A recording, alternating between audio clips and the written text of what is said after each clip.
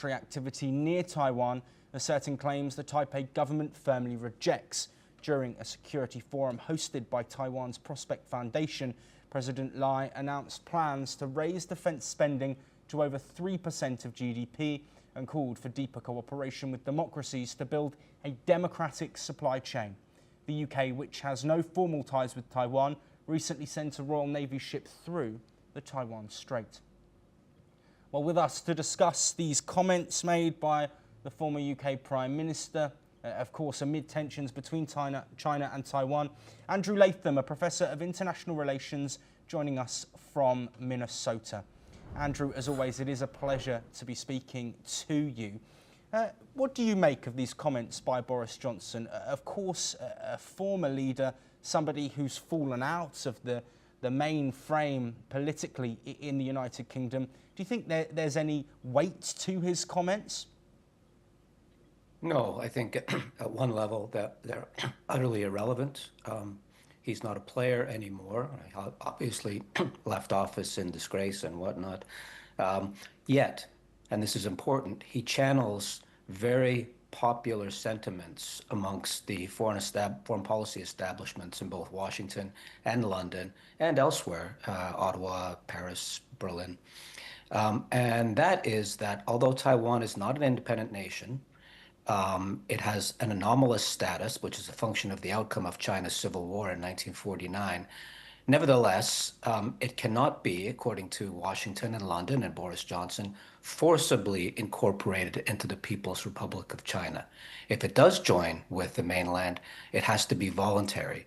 Now, Xi Jinping has invested a lot of his political capital in bringing Taiwan into the fold before he leaves office, which at the most will be a few years, and certainly before certain anniversaries come around, the 100th anniversary of the founding of the People's Republic, for example. So they are ramping up, the PRC, Beijing, is ramping up the pressure.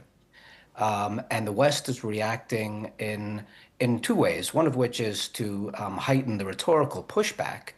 But the other one, especially in Washington, is to do things to reinforce Taiwan's military capacity to resist Beijing. And then there are bit players on the margins, the Brits, the Canadians, who periodically send a ship through the international waters, which they claim is international waters, the Taiwan Strait. China claims that it's internal Chinese waters, to make a point.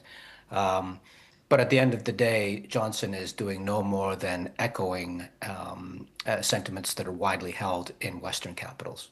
Yes, and Andrew, very briefly, before we do move on, you mentioned there, of course, China strengthening their position on reunification.